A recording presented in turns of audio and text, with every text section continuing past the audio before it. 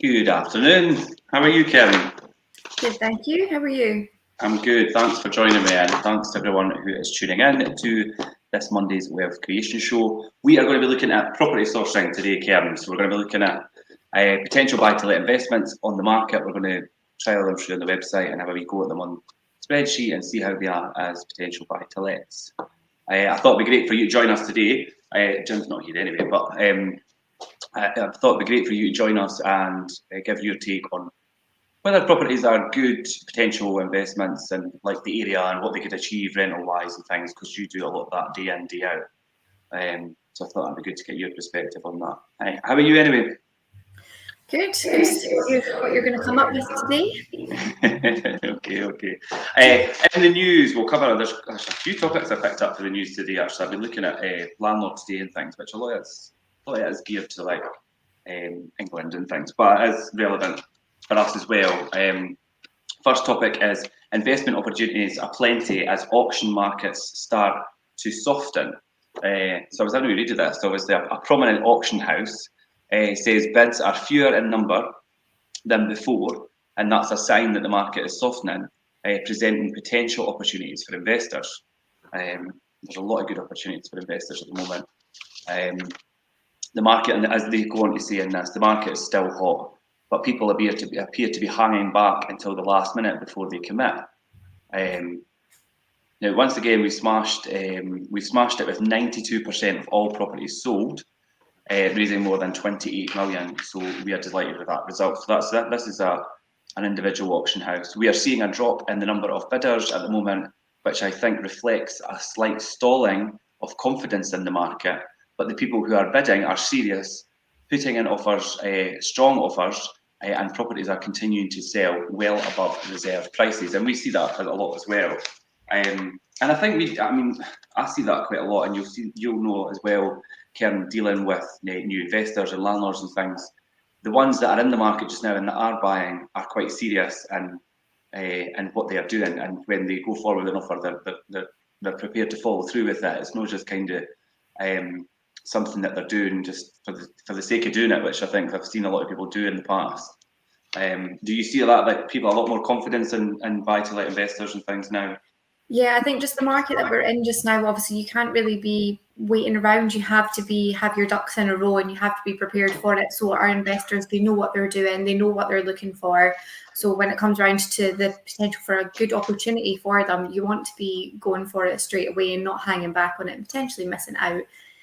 Just the way the market is in general, things are still going for quite a bit over. So to be able to, you have to be on the ball to find the good deals and not get caught up, I think, within all the general interest that properties are getting.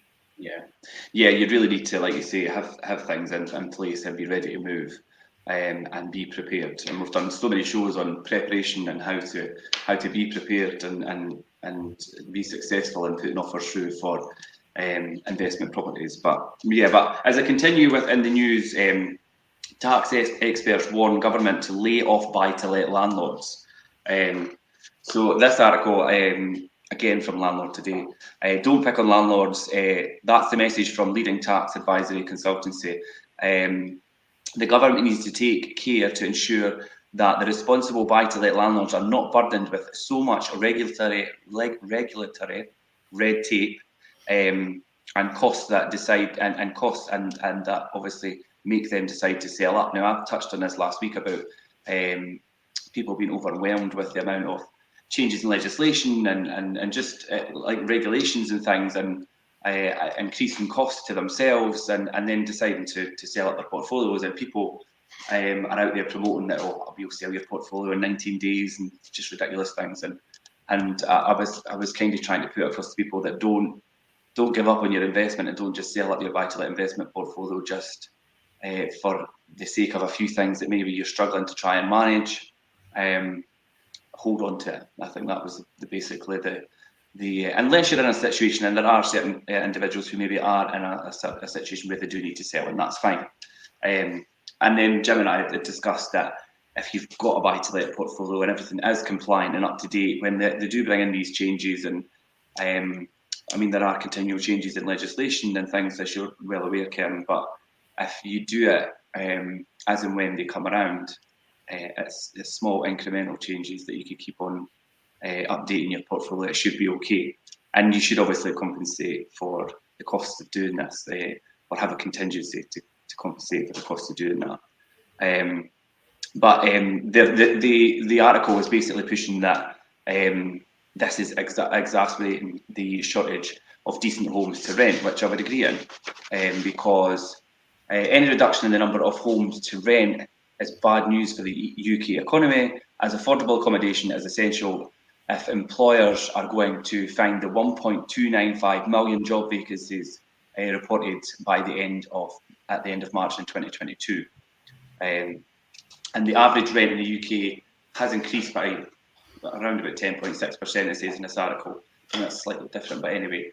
And that was in the year to May 2022, sorry, so it's really slightly different from that. But those working in the retail and leisure and hospitality industries are really struggling to find affordable homes, and employers in these sectors are unable to recruit staff. So it has a knock-on effect as well. And it says here at the end, agents have reported that the number of rental homes has almost halved since 2019, which obviously I think I'm going to read the next article, which it picks up on that. Research has shown that this is a result of the sale of properties by buy-to-let landlords due to the regulatory and tax changes over the last 10 years. And I have seen landlords and things decide to go down that route because of the changes that have been brought in, whether it's legislation, whether it's tax and things, and there has been a lot in recent years. And you'll be aware of that, Kerin. Obviously, in the last 10 years, you've progressed as a letting agent and come right through property management and things as well. So you're all too aware of the changes in legislation. Have you seen that having an effect on some landlords and them struggling to try and keep up and keep their property portfolio compliant? Yeah, so obviously it's important to be keeping on top of like current regulations for it. So, but you do get landlords that when new ones come out, sometimes they've just had enough and they don't want to do it anymore. So I think probably saw the biggest change when we had the lease change from obviously the shorter year tenancies onto your private residential tenancies. Yeah. In 2017, I think that kind of have a bit of a difference in it because obviously there's a big change in the types of leases, no fixed terms anymore. And like the notice periods as well. So that was one of the biggest changes I think that I've seen over my time doing this, which a lot of landlords I think did say we've had enough of this. But at the end of the day, the landlords are providing a service effectively because there are people that aren't in positions to be able to buy properties and that do need rented accommodation. So it is reducing that section of the housing market by scrutinising landlords in this aspect because they do have enough sell on, and then there's less properties for people to be able to rent. And I mean, we've seen even over the last year or so, there's far more people looking for properties than there is properties on the market. So yes, reducing that market even more is having a big knock-on effect for it. Yeah, definitely. I'm just going to see Facebook usually. Good afternoon, guys. I think I know who that is. That's coming through from our private group. So sorry, I think I know who it is. So good afternoon. Thanks for joining us. Anybody else that's joining us, please jump in the comments and ask us questions or comment on what we're speaking about and interact. It would be brilliant, or even just give us a thumbs up. That would be fine. Yeah, last one that I picked up this morning. Proof that taxes and restrictions make landlords quit the rental market. The clearest indication of the rate at which the private rented market is shrinking is revealed in the new research by Property Mark. It shows that the number of properties available to rent through letting agents in the month of March halved between 2019 and 2022. During the same 4-year period, 94% of landlords who removed their property from the rental market did so to sell. And we have seen that.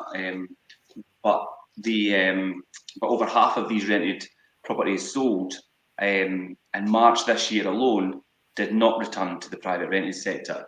And that's the thing, obviously, it's causing a big problem in the rented sector because landlords are getting to this point and you're thinking, right, I'm going to sell.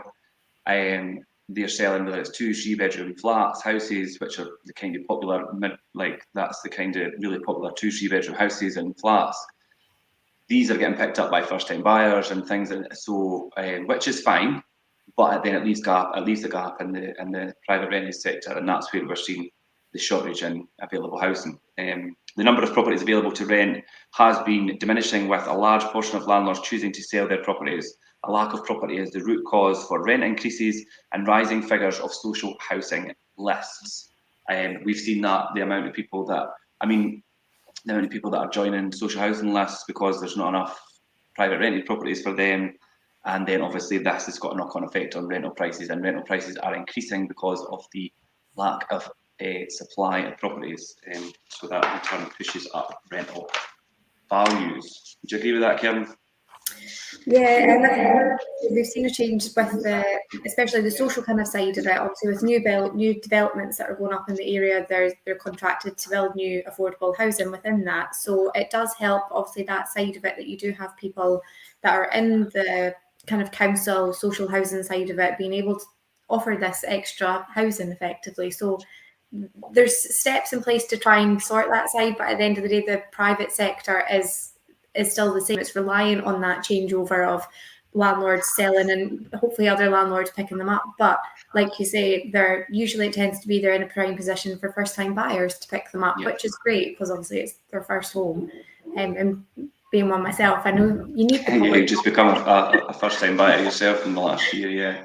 And I know how hard it was to try and find something even for what I was looking for. So it swings and roundabouts on the aspects of you've got the different sections that all need turnover for them. But yeah, landlords are such an important side of that as well.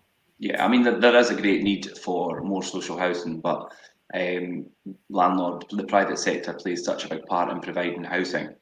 And it's suffered just with all the changes COVID and all the legislation changes and tax changes, just a whole multitude of things has put a lot of pressure on the private rented sector over the last few years. And there is so many good landlords out there that provide good housing, a lot of whom in Fife we represent, and they're important to the housing sector. I have to say that. But anyway, today's topic is property sourcing. Now, Kerin, I thought you'd be brilliant to join me today because obviously I was going to say on a weekly basis, but on a daily basis, we look at areas and properties and a property source for landlords and investors. Myself, we do a lot of obviously gyms, we do gyms portfolio and things. We do a lot of the project management of the turnaround things as well. So you've got your finger on the pulse of area and what's good and what's not, what's popular. What rental values are achievable and what's maybe a wee bit out of the box. And I thought it'd be good for us to look at the market and look at what potential buy-to-lets, the opportunities there is, and have a wee look at them. We'll run them through the spreadsheet and things. Any areas you feel are quite popular just now? Fife in general, as we touched on before, it is quite picky. So there's different areas within that are a bit more attractive or achievable on a buy-to-let aspect. So areas such as like Leven, Glenrothes, Cooper, I would say they're kind of the three main ones that we are involved in. Obviously, we cover the whole of Fife. That's the three I wrote on my list to go through today. So it's good to know we're on the same page. So let's. I'm going to share screen, and I'm going to have. I mean, a lot of people go to is Rightmove or Zoopla. Obviously, they're the two biggest platforms, and quite rightly so. I've mentioned before, and Jim mentions this as well, and you'll see as we go through this probably, because I'm familiar with what's on the market at the minute. You'll find that Zoopla's probably slightly better than Rightmove because a lot of independent, maybe solicitors or even just solicitors in general, don't use Rightmove because it's so expensive to advertise on, and some of the smaller agents and things. And you'll find a lot of maybe good investment opportunities on there. So it's definitely worth going through Zoopla, where obviously a lot of them that aren't on Rightmove will be. So let's have a wee look. So we'll jump onto Zoopla. Can you see that, Kerin? Mm-hmm. Good. Right, okay. So I'll just do Fife in general. So let's see, I think there's around about 600, just shy. There you go, 588. It's a wee bit higher than that when I last checked. So I mean, in Fife in the entirety, through Zoopla anyway, there's 580 available properties. So I think jump to my favourite. My favourite at the moment is Glenrothes. It's just such a brilliant area for investment. You pick up property at such a good price point. Rental values are great. I mean, the market in Glenrothes, Kerin, how popular is it just now? It's really popular, and it's good for an investment because you've got the potential there to pick up sort of 2-3 bedroom houses and get a good return on them at the same time as well. Yeah, definitely. Glen Office is really good. There's a lot of good opportunities in the area. Let's just have a look at what's on then. So, Russell Drive, 2-bedroom flat. We just done one recently, similar to this one, Kerin. Was it Church Street? Yeah. I think it's the same as this one. Look at the floor plan. Yeah, these are all typically the same. Do you see that floor plan here? Yep. Yeah, that's the same as the one within the Church Street. So that's got potential, but let's look at others. Yeah, we did one just recently here in 2-bedroom flat and achieved 475. Whatever, I was just going to say we've got 475 for that, and it went fairly quickly. So that's potentially a good investment, but I'm going to move on to others.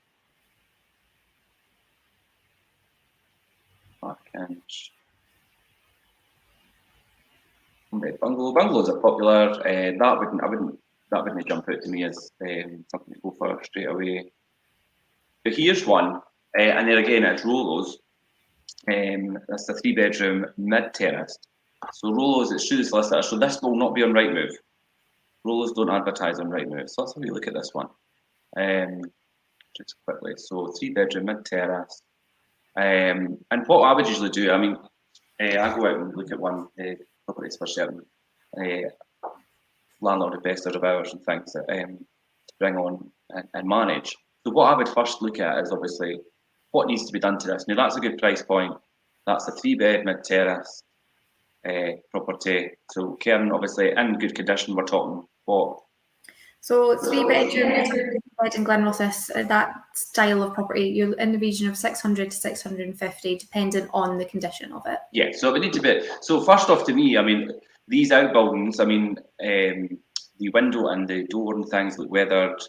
The roof, as long as it's watertight, would be fine to be left, but that will have asbestos in it.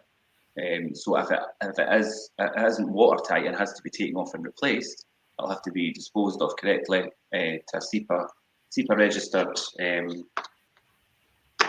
dump or wherever it is, but that costs a wee bit extra as well. So these are all things to think about. So these outbuildings in Glen Office are always something to think about. I always check the condition of the doors, the windows, and the roof. The corrugated roof there, like I say, will have asbestos in it. Straight off, I can see that this back door will probably need done. I can't see what the windows are like, but let's have a look inside. So clearly been a smoker in here, but a good sized room. I mean, really, decor wise, it just needs put back to neutral.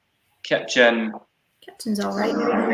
The kitchen, I mean, that's what you need to use your judgment. You would probably get away with that kitchen. You could freshen that up, but as long as it's all intact and functional enough. Boiler on the wall there, that to me looks like a Worcester combi. Obviously, you would get a lot more information when you got the home report on this, but that looks like a Worcester combi. Don't know how old it is, but they are very good, reliable boilers. There it is, yeah, Worcester. See that kitchen from the other angle, maybe need to update it. So you need to think, and then cost of obviously kitchens and bathrooms and things for a full refit, like a rip out install. Cost of that's went up. Bathrooms are around about 4. Kitchen could be anywhere between 5 and 6, even depending on what you're doing with that. Good sized bedrooms. Trying to look at the windows here. That's the smallest bedroom. Obviously dated. That's obviously been an older person. Now there's a surprise. Well, it's not a surprise to be fair, but obviously in comparison to the rest of the property, that is quite a nice shower room. But clearly it's been an older person that's lived in there, given the style, the decor. But they've had this bathroom, shower room, should I say, put in for obviously ease for them, which is good. It's nice. Maybe not ideal for a family, having a shower and not having the bath. I've seen that being a sticking point before. Right, here's the windows here. So the windows might need attention. So then that's when you start to add up the cost. Like, okay, right, well, I'm going to have a kitchen. I'm going to have a full redecor. I'm going to have windows. Boiler's okay. I would have the flat roof checked. I was going to say, always check the flat roof. Flat roofs, yeah. I mean, these are good properties and things, and if the flat roof's done and it's in good condition, it will last. It'll last a fairly good amount of time, but only if it's in good condition. And then obviously you've got your compliance side of things. This has obviously not been a rental before. You're going to have to make sure it complies with electrical safety and things as well. And then until you get the home report, I don't know what the EPC rate on this. I don't imagine it would be too low, but that would be something to think about. Sorry, I'm just clicking too fast. Garden would need tidied up. This flat roof on the vestibule area. So yeah, so potentially, I mean, price point, 3 bedrooms, 70,000. You think great, but there may be a wee bit of spend in that one. So that's maybe one. If you're up for the refurb, it could be done. Now Altair, this one after Altair at 75, I've actually looked at this one as a potential investment for one of our landlords, and at the time I totaled things up, it wasn't going to be that great an investment, although it's a good property. We resigned on the fact that the kitchen would come out, it's electric heating, so it would have to be all new gas central heating. There's patio doors on the kitchen, there's patio doors on the living room, they need replaced, as do the rest of the windows. It needs a full decor, it'll need all of the certificates for compliance. Bathroom would ideally need to come out. We've got landscaping in the garden, and by the time we added it up, in terms of investment, it didn't really, the numbers didn't really work.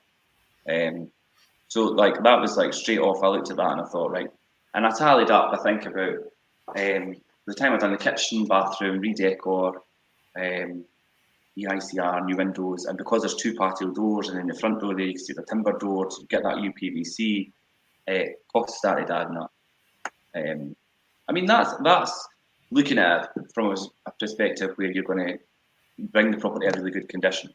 Because I mean, a 2-bedroom property, I mean, Altair, Pachuca, 2-bed, Kerin, what are you thinking? 550, 575, maybe? Yeah, 550, 575 region. Yeah, but I mean, in order to get 575 for a 2-bedroom house, it would need to be nice and it would need to be finished to a good standard. So that's what you're going to have to put into it. So yeah, that one didn't quite work, although it might be a good investment for someone. Denholm Court. Now this one I've actually been in. When I first seen this, I actually sent it across to one of our investors and says, look, have a look at this, this could potentially be good. And when I looked at the pictures, sorry, I'll make this bigger. When I looked at the listing pictures, myself, again, it's a flat roof, but and obviously a handrail would need to go in there if we're going to let it. And I think decor-wise, it would need to be toned down a bit. But I thought, all in all, I thought, God, it looks quite good. And when I actually went to view this one, and when you see it close up, it needs a lot of work. And again, the windows are all, it's the aluminium frame, C.R. Smith style windows. A lot of them are, the seals are blown. Some of the catches are done. So basically you've got a full windows and doors, and then decor, and then the bathroom. There's a lot of remedial work in the bathroom. I mean, that's a big hole there behind the toilet and things. And yeah, when you see it in the cold light of day, sorry, I'm skipping too fast. It was quite tired. Although it was a really big property, it was a 3-bedroom property, you would get quite a good return on it, but you would need to put the money in. So not to say it's a bad investment, but you need to be prepared to put the work in and spend the money.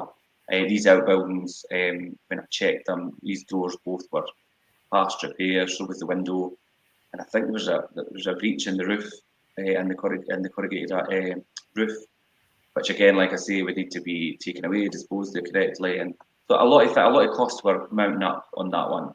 Although when you look at it, I thought, God, that's good, and it was me that actually put it forward, and I went and looked at it myself. So I think that's the thing. so Obviously, we know that it's great online, but the importance of going and seeing it, or at least having somebody like an agent going and seeing it on your behalf, just to see if it is actually as good as it looks, or like you say, if it's needing the work done to it.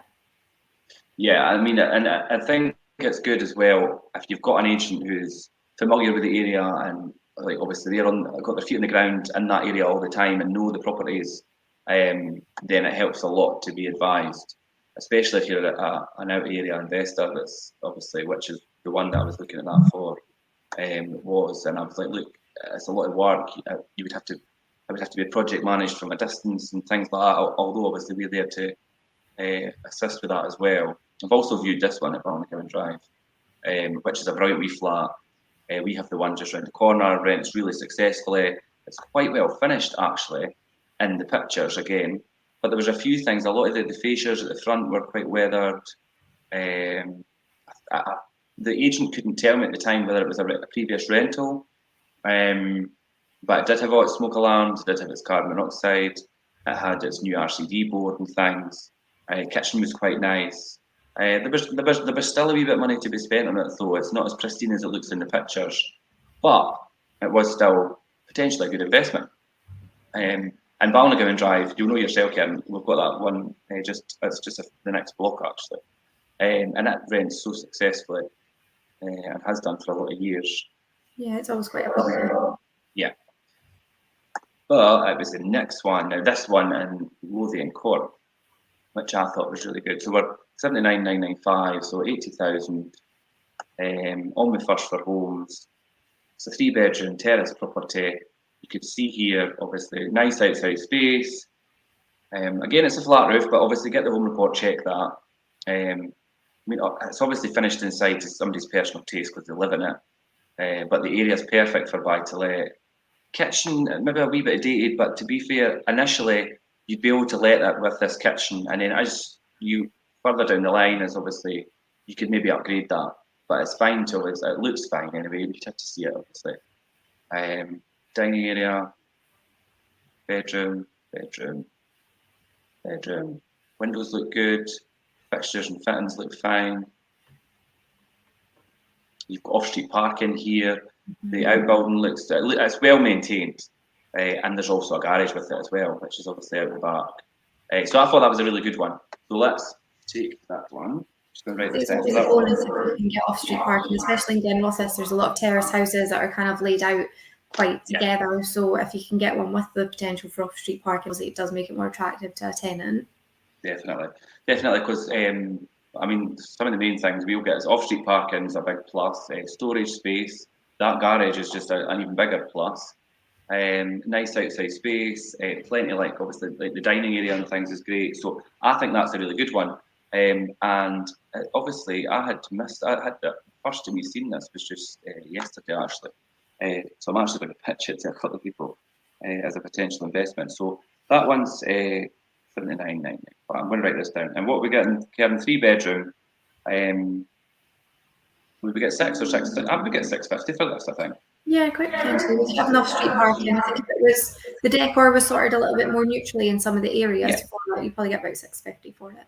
Yeah, so I think maybe just a wee bit of alteration in the decor so it's less personalised, and then also compliance, which would be EICR, electricals and things, and gas safety. So yeah, that's a good one. So we'll go that was. It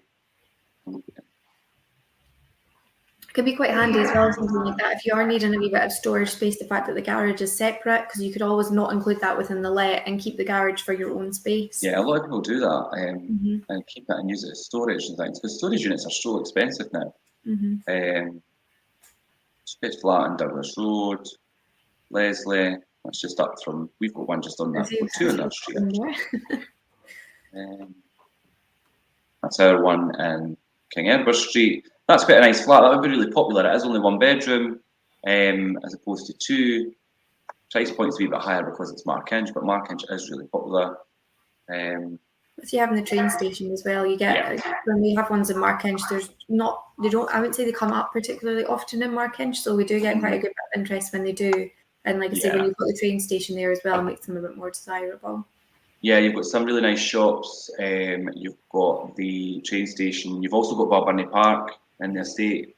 And this would be an ideal property for maybe somebody that's single or maybe a more mature couple and things. They'll probably have a wee dog. So, do you know what I mean? That is a perfect area. But I think we'll stick with Lothian Court as an example this morning. I'm just going to skip through what else is here. Macduff Gardens, now this one I know, now this is a really good investment property. It's got off-street parking. I'll skip through it and show you. Got off-street parking to the left there. It was a previous rental before, so it's got smoke alarms and things. I mean, decor, it's nothing startling. It would need to be changed. But just, it's a semi-detached property. It's got it's a corner plot. It's been a previous rental and things as well. But unfortunately, the home report states it's a non-traditional build. So it's actually a timber frame build. So you will really struggle to get a buy-to-let mortgage on this. It would either have to be a cash purchase, or you would have to find one of the very few lenders that would lend on it. And that is the downside to that one. Otherwise, that would be it's a good area. It would be really popular. So let's move to Glenrothes.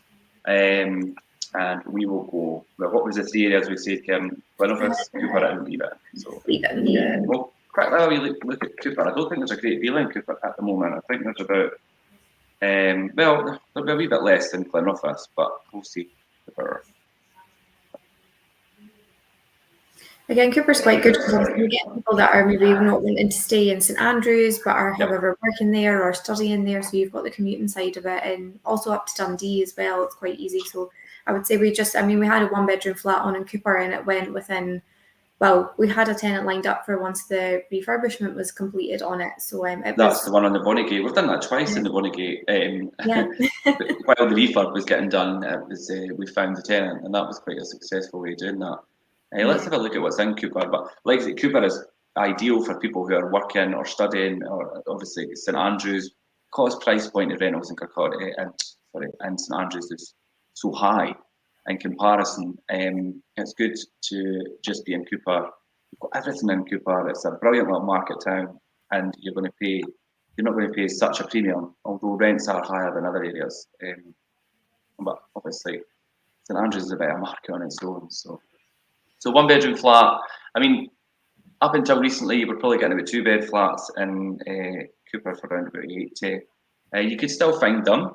There's land. That's a 1-bed. So there's a 2-bedroom flat on the cross gate. That's right on the corner. Do you know where that is at the cross? Yeah. A 2-bed flat at 90. Which is probably about right now in Cooper, to be fair. Sorry, too fast. Please tell me if I'm clicking through this too fast and you can't see it, because I want people to be able to see what I'm seeing.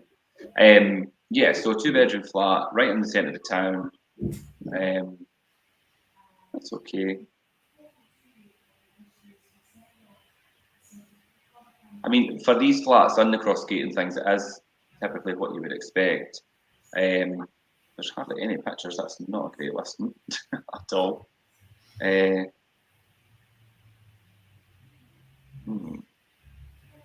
That's not really jumping out to me, to be fair, and the pictures, the listing really doesn't do it justice. But no disrespect. Right, so let's see what else there is. 3-bed flat, Hill Street, that's Ladybank. How do you look at that?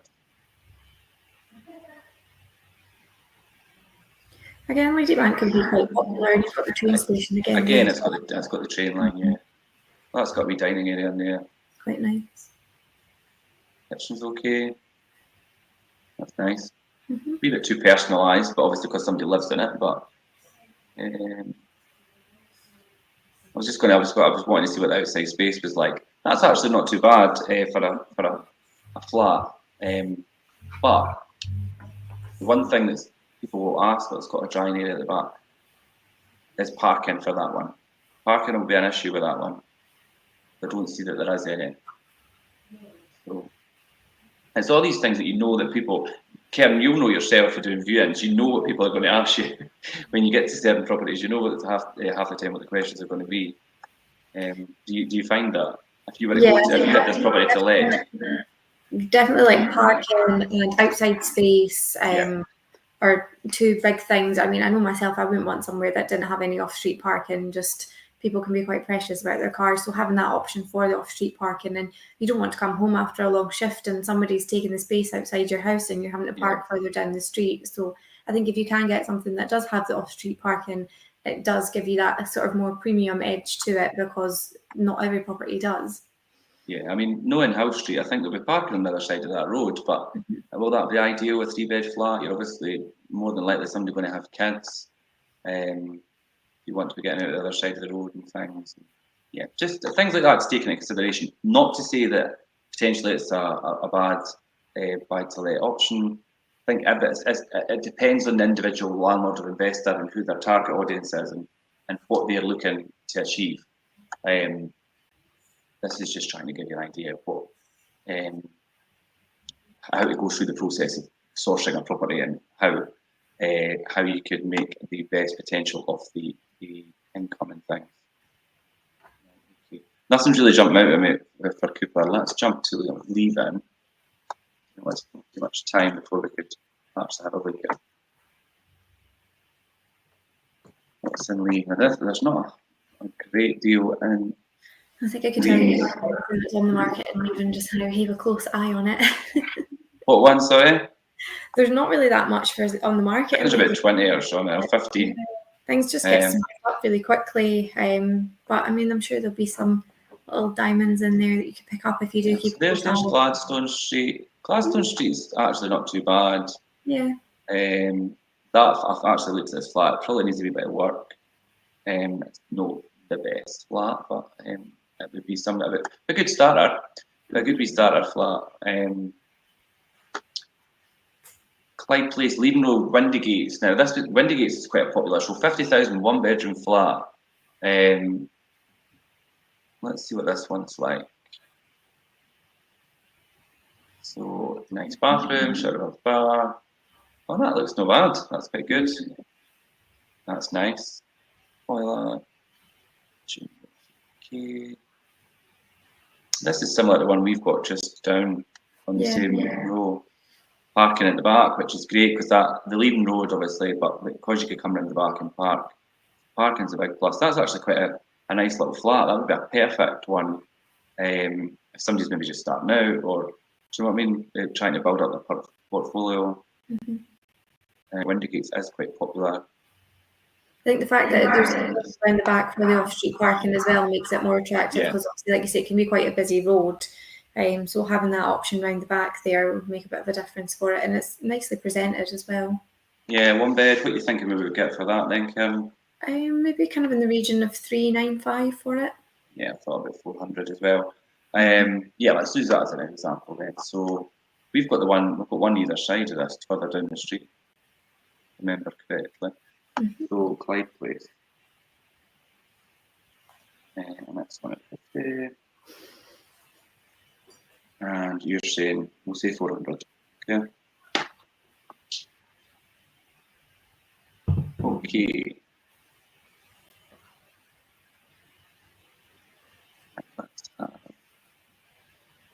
Let's have a wee look at those ones then. If we go in.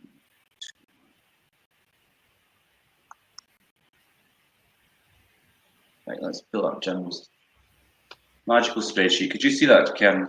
Yeah, that's it. Yeah. So anybody that is watching and does not have a copy of this, feel free to message me, and I would happily get that to you. You could use that. So let's put the figures in. So let's start with this one at Lothian Court. So, So one property, it was 79,995. We'll say 80.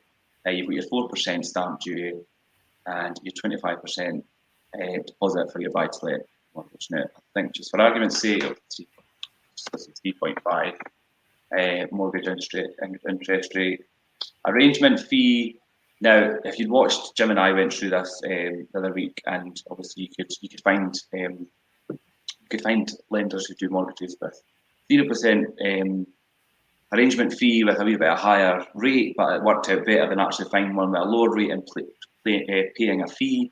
But just for the purpose of this exercise, in argument's sake, we'll just do 1.5%, because you're probably around about 900 arrangement fee. Could be between maybe 500, 900, or there is ones with 0%, but they've got a higher rate. But sometimes that works out a little bit better. And then this one, the 3-bedroom at Lothian Court, 3-bedroom mid terrace. What were we say? Did we say 650? Yeah, we'll say 650. that worked it. Right, okay, so yeah, so if you could see it, could you see my cursor on the screen as I go over? Yeah. Yeah. So your money in here obviously is your deposit and your stamp duty and things like that. Right? So 25,200. Your rent here up at the top is 7,800 throughout 12 months, and that's assuming 100% occupancy. And that gives you obviously once you paid your mortgage, your gross profit. That's your rent, obviously minus the mortgage. It's 5,668. So that's giving you £472.38 cash per month after the mortgage. Okay, and then as Jim and I were doing sensitivity analysis and things, I mean, if we could take the occupancy rate down, so say we'll go down to 11 months, just to see maybe it's empty for a month, and you can see how that changes your rent, your mortgage, and what your actual profit is and what you get each month. Let's bring that down even further, so 10 months. And then I think let's just drastically drop it and say the property was empty for half the year, which is it's not going to be. You're still okay. You're still getting £147.38 cash after the mortgage each month, which is brilliant. And then even at 6 months, let's see if we can work out the mortgage interest rate. So let's go right up. So let's just say, for argument's sake, 8%. Yeah. So you're still okay. Now, the likelihood of that being empty for 6 months of the year and mortgage rates jumping up to 8%, and I mean, that's just not going to happen. So, and that's all about, that's the risk analysis and sensitivity analysis. So if you were looking at this as a potential buy to let, then you could see, right, well, what if it was empty for so many months, and what if mortgage rates went up and things, and you can see that you're still making a profit. Sorry, I'll just go back. I'll just put that back to what it was. We were 6 months. If you get to this stage where you're, say hypothetically, mortgage rates are up at 8% and you're 6 months empty, and you've got only, like, this is the 81's only what your cash flow is coming through each month. This 30% here, your overheads includes things like managing agents like us. So if desperate times come and you need to take the management agent out, you take that down to 15%, and then that gives you that extra. So, but I mean, even at that, you're still breaking. Take that back. 2.5. So does that make sense? I think that's a really good investment, actually, and I'm going to pitch that to a few of buy-to-let investors when I come in here. Just have a few comments. Matthew, thanks for joining us. Matthew says that would be awesome if I could get a copy of the spreadsheet. Matthew, I will drop you a message when we come off here and get your details, and we could get a copy of that across to you and have a wee chat. If you're looking for any investment advice and things, I'm happy to have a wee chat with that. And then let's do another one that we had. That was the 1 bedroom in Clyde Place we were looking at, Kerin. Mm-hmm. You see that again, yeah? Yep. So let's change this out. So one property, this one was on at 50,000. So you still get your 4%, your 25% deposit, which is 12.5. We'll leave mortgage rate at 3.5, below about 2%. Just start say about 2%, 750. Thereabouts. Just for argument's sake, remember this is just so we could get an idea of figures. And you're saying 400 we'll get for this 1 bedroom. Mm-hmm. It's actually quite nice, wee 1 bedroom as well. That's another one that I might pitch to people. So yeah, 400 rent. So 12 months. So your annual rent for 12 months with full occupancy will be 4,800. Take off your mortgage, and then your gross profit minus the rent will be 3,400. And £61.25, and then so cash per month after your mortgage payment and things is 288.44, which is quite good, I think. Well, and you've obviously taken into consideration your overheads and things here as well. You've only got 16.5 in, which includes your deposit, stamp duty and things as well. Let's do a wee stress test on this one. So let's see if we come down to say 10 months, it's empty for a couple of months a year, still totally fine. Go down to 8 months, still fine. 6 months a year. I mean, it's low, but you're still fine. You're far from even. I mean, you're never going to be in this situation. No. So, but let's go up to 12 months a year, so full occupancy again. Let's see, obviously take up 8% mortgage, still okay. Even at 8% mortgage rate, let's come down to 10 months occupancy, you're still okay. So yeah, I mean, you play around with that. This sheet's really good for doing that, and there's a lot of ways to obviously test your investment or potential investment. So yeah, I hope that kind of it's a wee mini tutorial about how I look at properties and how they are as potential investments. So if you want a copy of that, or obviously to kind of go through that process, it's really good. So yeah, I mean, do you agree with these properties as buy-to-let investments, Kerin, like area and potential interest you would get in them? Obviously, you're doing frontline lettings every day. Do you think these would be good? Yeah, the area and obviously the types of properties. The one in Windygates is obviously very attractive as it is, and the one in Glenrothes has the potential for it, just with a little bit of work into it. So both potentially good buy-to-lets there that you've got, and obviously keeping an eye on the market and making sure that you're picking these things up as soon as they come on, because there's the potential for them not to stay around for long.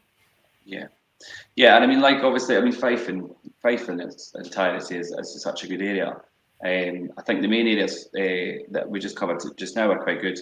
Glenrothes, Cooper, the Leadenmouth area and things is good, but so is Kirkcaldy, and I mean, like I say, it's quite pockety, and some outperform others slightly. But I think in general, Fife is quite a good area. It is a really good area to invest in. Glenrothes in particular, Kerin. I mean, sorry, on you go. Fife in general is good. I think it's mostly knowing your streets is the more important part of it, because I mean, we can get one area and you can have a village and it could be lovely, and then you've maybe got some bits in it that aren't great. So we had people in the office that weren't from the area that were asking us for some advice on like where to look, and it was like Fife in general is a good place to look. It's more knowing your streets that are the important side of it, and making sure that you're getting the right street that doesn't have the bad reputation for it. Yeah, I mean, as I say, areas change throughout Fife, but even down to the street could be, I mean, one street could be right next to the other street, and they could be so different, and they could command a wee bit of a different rental value and things as well. Have you seen that? Yeah, definitely. We have in Leven, I will say, for example, we've got one area of Leven that it still rents out well. It's some blocks of flats. They still generate a good return, but then you could maybe go to the other side of the street where you've got houses and they demand a much higher return than the flats on the other side of the street. So just even that short distance can make a completely different market for it.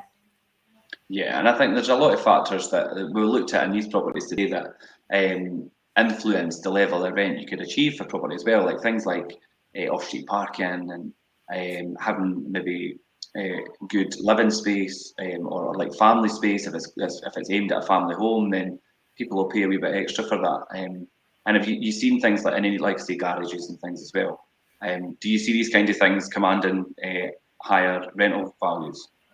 Yeah, these little differences make it more attractive. Therefore, you're demanding a higher rental return for it. People are willing to pay that little bit more to have those extra things. And I think even looking on it from a long-term tenant aspect as well, if you have a property, the more boxes a property is going to tick, the more likely somebody is to stay, because they're not going to have a reason to move.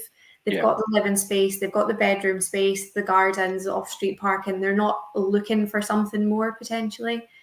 So I think obviously you can attract a more long-term tenant if you've got the more things you tick, the longer they're likely to stay. Yeah, yeah, definitely. And I think the standard of finishing things as well. We have seen a lot of refurbs because we've had a lot of new buy-to-let purchases coming on over the last year or two, and we've seen a lot of them through and helped a lot of them along the way.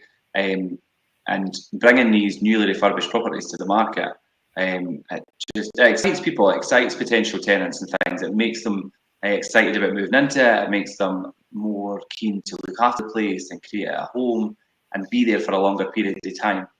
And I'm sure that's something you've experienced over the last wee while as well. Yeah, and even for ourselves as well, obviously we've had this property that we've watched come through this stage and finally get to that point where it is ready to go and is ready to be a home for somebody else. So it makes it a lot easier to effectively sell and pitch this property because you like it yourself as an agent. Yeah. So it makes it easier to then find somebody that also has that feeling and is going to appreciate it and look after it more because it is done up to that level, and you can potentially attract a better tenant for it because you're putting out a better product. Yeah, yeah, definitely. I think a better finished product is a great way to achieve tenant satisfaction and have a better and ultimately it creates a better income as well, because you're going to have a better rent level and things. And people are prepared to pay it if the property is in a good condition, if it's at that standard as well. So yeah, so that was great, Kerin. Well, thank you for coming on and having a chat about the rental side of things. It's good to get a perspective from somebody else in frontline lettings who's dealing with things, especially how much things have changed recently from the lettings point of view, and how buy-to-let investment can be so lucrative as long as it's done properly. And it is easy to do it properly. You just need to either know what you're doing or know the right person to ask what to do. And that's what these shows are all about. We're here to obviously help people and advise them as best we can, and what we think and what we know, is best practice, and what we think people are attracted to. And I would say as well, what we know people are attracted to with rental properties, and whether that be certain areas or whether it be certain aspects of the property, if it's off-street parking and things that people are looking for, or if it's good links to certain things in certain areas, like you see the train link and things that are popular. So a lot, and especially if people are out of area investors, we have a lot of investors that are out of area, and we handpick properties and say, look, this would be a good investment because, and then that allows them to make a decision. Sometimes without even being in the property themselves at all. And that's what we're here to do, and it is quite fulfilling to do that for people and see the successful portfolio that people build and help them do that. Got a few comments. Facebook user, I'm sure I know who you are. Me too, about the spreadsheet, and really helpful. Thank you. I'll jump onto the group and see who you are and respond. And Matthew, yeah, perfect. That's brilliant. I will touch base with you after this, Matthew, and we could, I'll send you the spreadsheet and things. But anyway, that was great. I'm going to wrap it up there. But that was just a quick guide on how I would recommend that you look to source properties for your buy-to-let portfolio and build that up throughout your investment journey, if that's what your intention is to do. Thank you for joining me, Kerin, and as always, it's a pleasure to get your insight on things. And thanks everybody for joining. Anybody watching on the reruns, still comment, I'll pick it up. And I'll come back to you guys who joined us this afternoon. Okay. And I will see you all later. Thanks, Kerin. Bye. Bye.